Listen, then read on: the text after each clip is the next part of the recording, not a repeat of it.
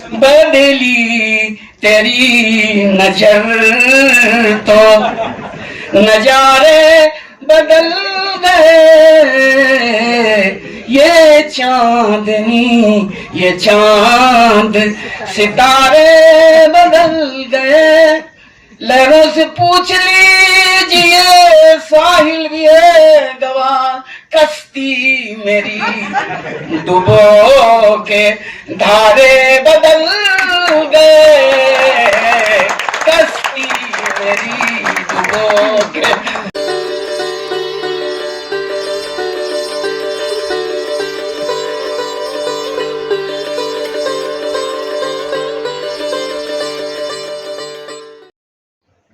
बचपन की यादें इंसान को हमेशा भावुक करने के साथ साथ हंसाती भी हैं। जब सीमा कपूर की आत्मकथा यूं गुजरी है अब तलक की लॉन्चिंग पर अभिनेता रघुवीर यादव ने सीमा कपूर को लेकर बोलना शुरू किया तो सभागृह में बैठे लोगों को रघुवीर यादव और सीमा कपूर के बीच भाई बहन के रिश्ते और बचपन की उनके बीच के हंसी ठिठोली की तमाम रोचक किस्से सुनने को मिले। सही बात है, और ये किस्से ऐसे थे जिन्हें सुनते हुए सभी सभागृह में बैठे श्रोता हंसते हंसते लोटपोट भी होते रहे। आप भी रघुवीर यादव की बातों का मजा लीजिए और सीमा कपूर को भी बेहतर तरीके से समझिए।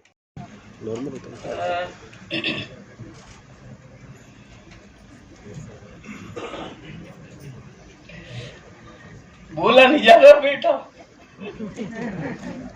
गुड्डू तो गुड्डू जानता हूँ, गुड्डू। और सच करूं मेरी खुश नसीबी कि मैं बाबूजी की नाटक कंपनी में गया। मैं तो देहाती आदमी, गांव का बिल्कुल बज्जर देहाती, बुंदेलखंड जबलपुर का वहां का। और मैं घर से भाग के आया था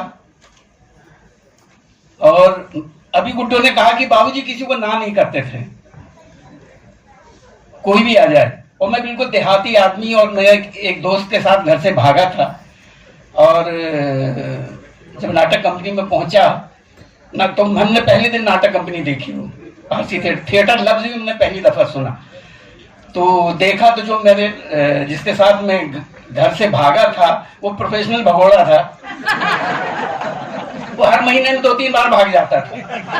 तो हुआ ये था कि मैं हायर सेकेंडरी फेल हो रहा था, तो फेल होने की शर्मिंदगी से मैं मेरे नाना जी ने एक स्कूल बनाया, लक्ष्मी नारायण यादव विद्या भवन। लक्ष्मी नारायण मेरे सगे मामा हैं, तो उनको पागल कुत्ते ने काट दिया था, उससे उनकी मृत्यु हो गई थी, यानी मर गए थे। और उनकी स्मृति में वो स्कूल बनवाया गया था। तो उसी में मेरी पढ़ाई, और मुझे साइंस दिलवा दी।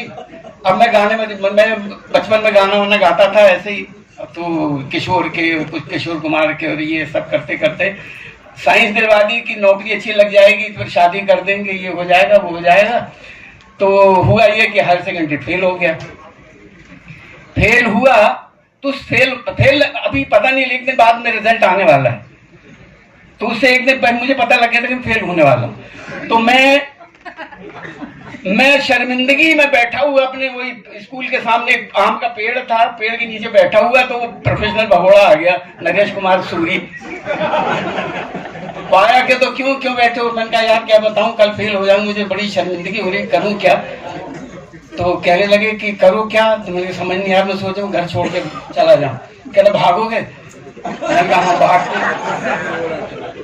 भाई साहब उसका साथ मिल गया, मैं भाग गया। पहली दफा मैं ट्रेन में बैठा उसके साथ में, और पता ही नहीं था। नाश्ता भी कहते ब्रेकफास्ट करते हैं। ब्रेकफास्ट का मुझे मतलब ही नहीं पता ब्रेकफास्ट तो होता क्या है। हम तो कलेवा करते थे कि कलेवा नाश्ता होता था, ब्रेकफास्ट का हमें मतलब नहीं। तो उसने मुझे ब्रेकफास्ट करवाया उधर, तो वो किया। उसके बाद किसी तरह हम वहां ललितपुर पहुंचे।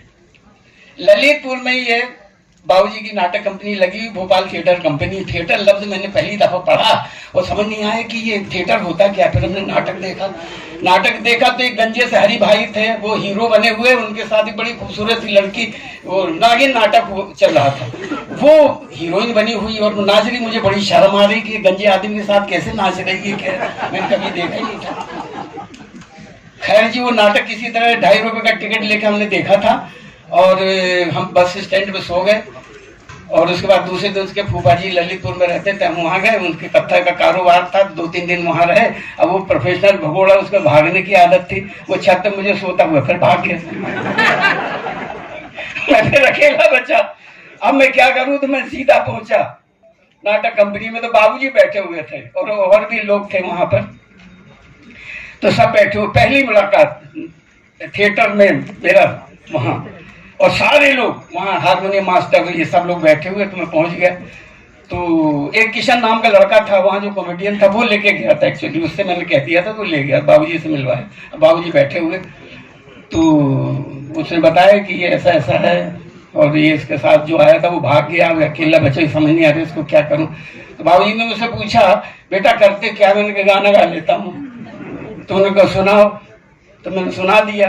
मैंने उनको गजल सुना दी।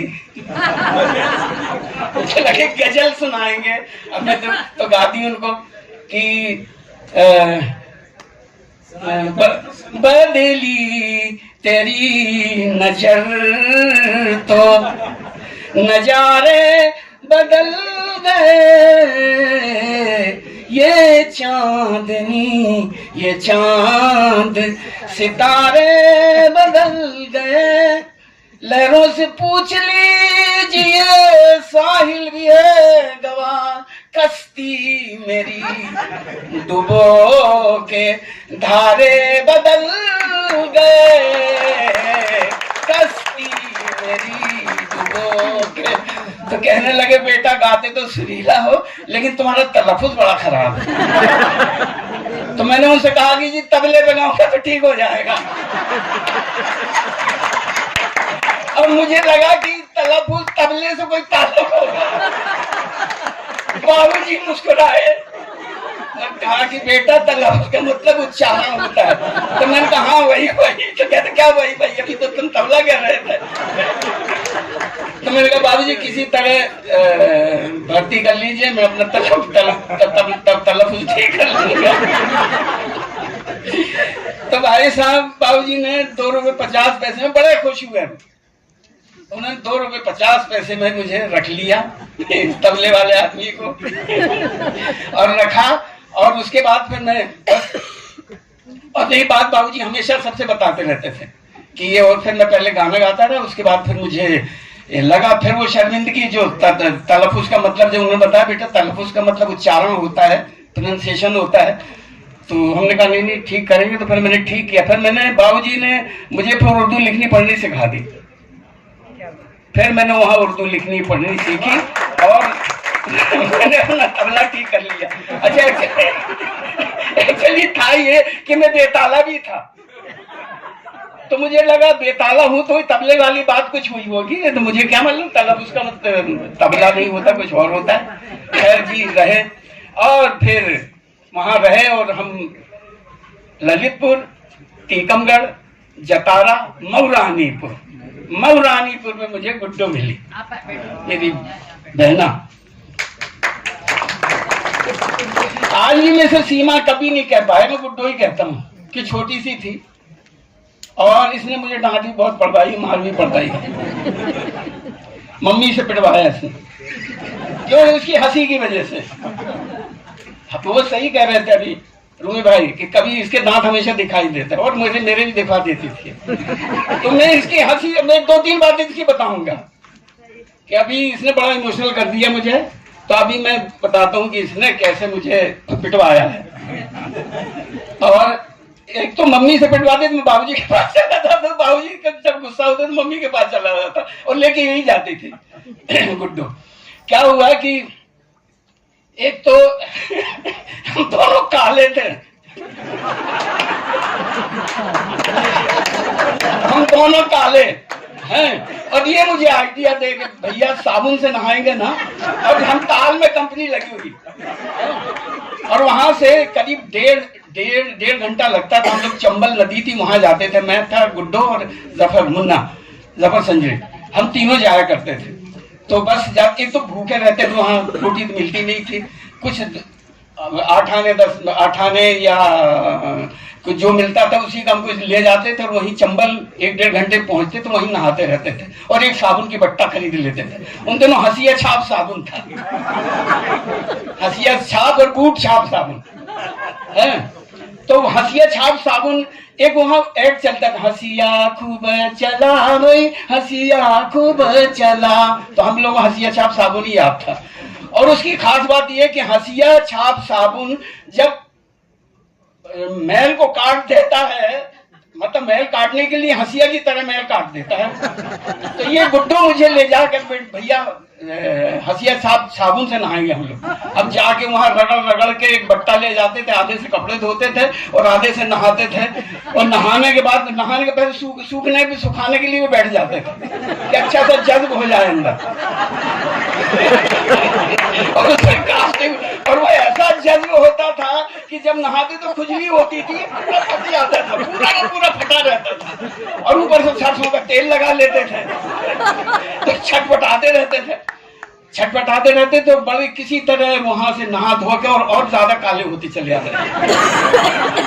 फिर हमने साबुन बदल दिया, फिर बूट छाप साबुन खरीदा, और उससे भी कम बखत, उससे भी जालिम। वो तो छूटता ही नहीं था, नहाते रहो निकलता ही नहीं था, पता नहीं कैसा साबुन था। और होता ये था कि फिर हुआ ये कि वहां पे क्या है कि हम लोग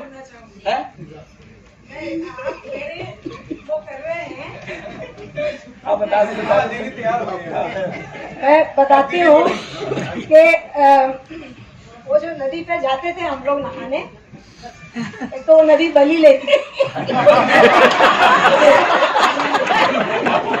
और हम लोग छुप के पानी से जाते थे, क्योंकि उन्होंने कहा था नहीं। अब वहां पे नदी के किनारे मैं क्या करती थी कि ये लोग तेजी से तेज धार में चले जाते थे, मैं किनारे तैरती रहती थी। एक दिन मुझे ना वहां नारियल मिला, भूखे होते थे हम। मैंने कहा भैया नारियल, तू मत छूना, तू नहीं छुएगी, मैं जादू करूंगा। हमें भी लगता था कुछ, इन्हें ज्यादा खाना था ना, तो ये थू करके इन्होंने नारियल फोड़ा और हम लोगों ने खाया। अब उसके बाद डेली हम लोग नारियल ज्यादा ढूंढते थे बनिस्बत नहाने के। एक दिन मुझे लाल कपड़ा मिला, मैंने कहा मैं इसकी चड्डी बनवाऊंगी। भैया ने कहा मैं बड़ा हूँ, मैं बनवाऊंगा। अब पहले तो हमारी एकता थी, मम्मी से डर के हम लोग जो छुप के जाते थे, मैं रात की रोटियां बांध लेती थी। जफर भाई बोले कि नहीं, मैं ये कपड़ा मेरे बिल्कुल फिट आएगा। ऐसे फूट पड़ गई, मैं रोती रोती आई और मैंने मम्मी से ये राज साझा किया। मैंने कहा मम्मी कपड़ा मैंने ढूंढा, चड्डी किसकी बनेगी बताओ।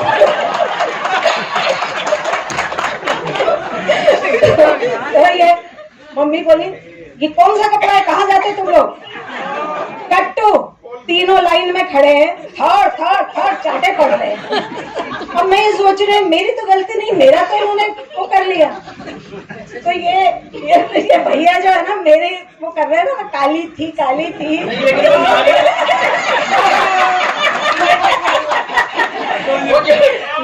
नारियल की फोड़ के एक दिन मम्मी को खिला दिया।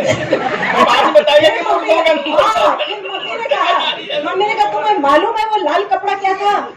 और मैं जाके वहाँ पे जो कोयला मिलता था उससे बात मारी थी अच्छे से। उन्होंने कहा वहाँ मुर्दे जलाए जाते, उनका नारियल, उनका कपड़ा, उनका कोयला।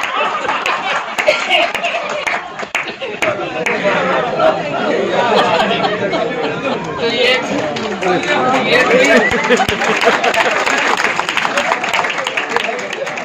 अब ये हंसने में भी पिटवा है इसमें। हम भवानी मंडी वहां थे तो मम्मी दोनों को साथ ले जाती थी, कहते चल बेटा वहां कहीं जाना किसी मेहमान के। मुझे और इसको ले ले, गुड्डू बोले उसको ले जाइए, गुड्डू बोले नहीं तुम दोनों चलो। और अच्छा गुड्डो को संभालने के लिए मुझे ले जाती थी और मुझे संभालने में गुड्डो को ले जाती थी, इसलिए कि हम कुछ भी देख ले और हंसी आ जाती थी। और ये ऐसा हंसती है, कसम से ऐसा हंसती है कि मुर्दे भी हंस के उठ के ऐसा ऐसा ऐसा जाले मारती है।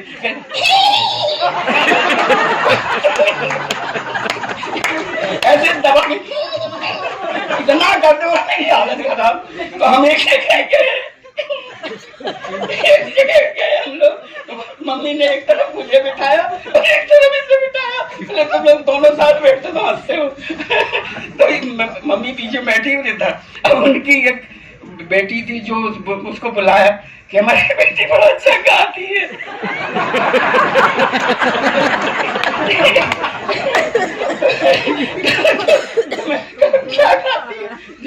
क्या गाती है? मम्मी ने पूछा क्या गाती है, तो कहती है जारे कारे बन रहा।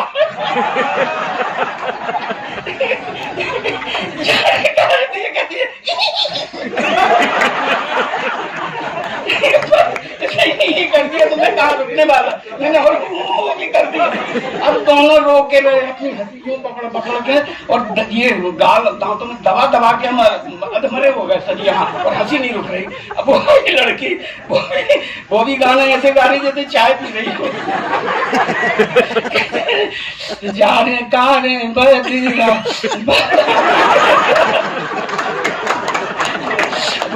ऐसे बुद्धू के साथ वहीं जाके रो। उसके बाद मम्मी ने आके उसमें किसी तरह हम समेट के बाहर निकले, और रास्ते भर जो डांटा है हम लोगों को, जाके ये पता नहीं है बाकी थी पेटना में ही था। तो ऐसे इसने बहुत पिटवाया है मुझे। एक और मैं बताना चाहता हूँ भैया, उसने कहा अन्नू शामिल है उसमें। इन्होंने अन्नू एक गाना नया इसने सीखा। अन्नू बहुत कम आता था, हम लोग ज्यादा, तो अन्नू बहुत कम आता था। तो इसने गाना कि वो क्या रेशमा जवान हो गई।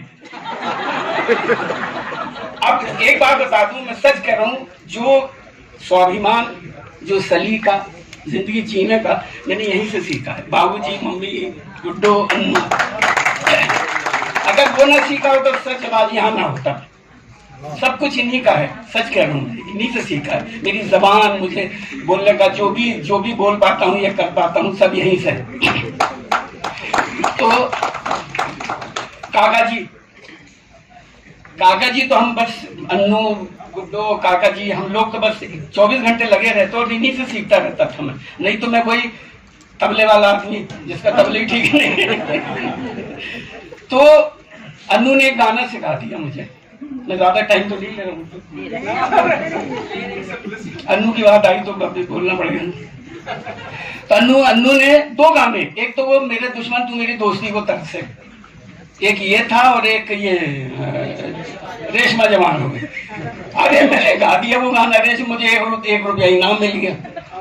तो अन्नू थोड़ा गाता, फिर मैंने अन्नू से पूछ के याद कर लिया कि रेशमा जवान हो गई, और मुझे समझ नहीं आया रेशमा जवान हो गई, तीर कमान हो गई, तो गा दिया मैंने। अब गाया, मुझे 1 रुपया इनाम मिल गया। तो दूसरे दिन फिर गाया उधर, पता नहीं किसने शिकायत की और मम्मी को पता लग गया। मम्मी ने सुन लिया कि रेशमा जवान ये गाना गा रहा है, रेशमा जवान हो गई, तेरा दिमाग खराब है। तो मैंने देखा कि मैं गाना गा रहा हूँ, चिमटा लेके मेरे बगल में खड़ी हुई। क्या नीचे होता मैं बताती हूँ तुझे, तेरी रेशमा को जवान करती है। अब स्टेज के बगल में, और मैंने एक अंतरा 2-3 बार दोहरा दिया, एक अंतरा की किए, हटे वहां से, यहाँ से घूम के फिर जाके उस तरफ से खड़ी हो गई, उस तरफ से आके फिर पता नहीं कैसे वो बात संभली कि जब वो उधर नहीं तुम जल्दी से खत्म करके यहाँ तो फिर पीछे फिर उन्होंने मुझे बताया कि भैया ये सब नहीं, इस तरह का तू ये सीखेगा, देश में जवान हो गई है, ये गाने वाले हैं। तो वहां से सलीका मिला कि भैया किस तरह के गाने गाने चाहिए, किस तरह के नहीं गाने चाहिए, किस तरह की जबान होनी चाहिए गाने की, और गाना भी सिखाती थी कैसे गाना चाहिए। मैं तो पहले क्या होता, हर तरकीब एक साथ ले जाता था, गाना गला हिला हिला के, वो उन्होंने छुड़वाया, बहुत सारी चीजें। फिर एक गाना और था कि मेरे दुश्मन तू मेरी दोस्ती को तरसे वो गवाए तो कहते इस तरह का ये दोस्ती को जाने कौन सा गाना है, बाबूजी भी गुस्सा होते थे। तो ये पूरा जो सलीका है वो सब यही इन्हीं की देन है। और मेरी ये गुड्डो बस, और मैं क्या कहूँ, बहुत सारी हैं चीज़ें बताने की, बहुत सारी बातें हैं। और 6 साल मैंने बिल्कुल खाना बदोशों की तरह वो नाटक कंपनी में रहा हूँ, और जो मुझे जीने का सलीका और जिंदगी जो वहाँ मिली, जो मज़ा मुझे वहाँ आया, हम ज़्यादातर भूखे ही रहते थे लेकिन खूब हंसते रहते थे। जितना हंसे उस वक्त, वो हंसी अभी तक नहीं आई लौट के मेरी। तो बस यही कहना चाहूँगा। और थैंक यू सो मच, तूने जो ये लिख दिया है सफरनामा जो भी है, तेरा सफर जो है जिंदगी का, और सच कुछ मैं बड़ा भावुक हो गया जब वहाँ मेरे के मन के यही है वो गुड्डो जिससे मैं आज तक सीमा नहीं कर पाया। अब ऐसा लगता है कि मैं इसको सीमा दीदी कहना शुरू कर दूं। Thank you.